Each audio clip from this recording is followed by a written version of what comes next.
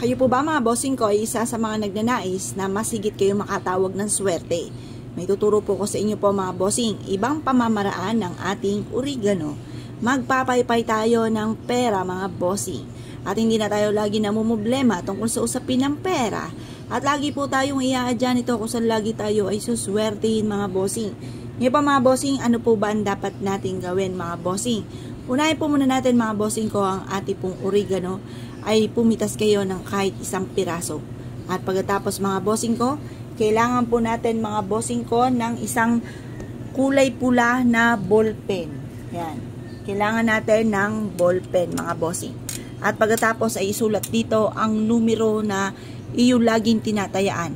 Halimbawa po, unahan ko na ng 7. Ang numerong ito ay isa sa mga napakaswerte kong numero. Tapos ay 5. Yan ang aking paboritong numero. Tapos 8. Yan po mga bossing ko ang aking paboritong numero. At ang aking edad ay 41. Yan po mga bossing. 4 na numero. At ang maswerteng numero ng aking anak ay Gis. Yan. At ang anak ko magba-birthday na, ang aking panganay ay 19 years old na siya. Yan po mga bossing. Hindi ko nasasama ang aking may toyong asawa. Okay na po yan. Ngayon po mga bossing, ito na ang aking numero na inaalagaan. Tapos sabihin nyo po dito, mananalo. Yan. Mananalo ako ng jackpot. Yan. Jackpot. Pagtapos, mag-wish na kayo na mula sa inyong pong puso kung ano pa ang gusto nyo pong i-wish po dito. Sabihin nyo po yung magkakaroon ako ng negosyo na dito na ako yayaman, magkakaroon ako ng malaking bahay, magkakaroon ako ng magagarang sasakyan at lahat ng mga pangarap ko ay matutupad. I-wish nyo na lahat ng gusto po ninyo mga bossing. Bahala na po kayo kung anong gusto nyo pang idagdag po dito. Pero basta't ikaw ay naniniwala. Kasi ako po mga bossing, kahit malabo pa sa katotohanan mga bossing, lagi akong naniniwala na like ko sinasabi na magkakaroon ako ng ganito, magkakaroon ako ng ganyan. Pero sa totoo wala pa ha mga bossing.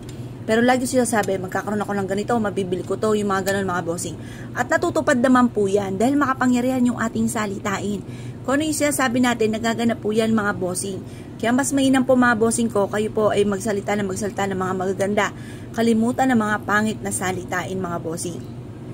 Ngayon po mga bossing, kung kayo po ay naniniwala at na-issue po na baguhin ang inyo pong takbo ng kapalaran kung sobrang hirap na sa ngayon, ay siya huwag ka na po magpatumpik-tumpik pa. Subukan nyo po ito.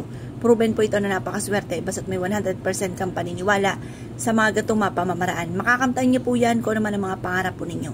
Basta positive lamang. Tapos lagi ugali ng mga magagandang salitain. Yung mga pangit na salitain ay kalimutan. Kapag po ito'y naisulat nyo na kung anong gusto ninyo, ibilad nyo lang ito sa sinag ng araw.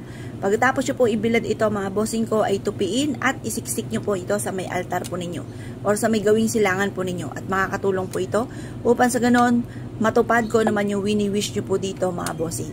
Huwag nyo muna ito pagsasabi kasi ang madalas hindi nagkakatotoo kapag sinasabi ka agad. Kaya mas mainam huwag nyo na muna itong sasabihin pa kahit kanino. Ngayon pa mga bossing, kung kayo paniniwala at na siya po itong gawin, ay siya. Good luck po sa inyo po lahat.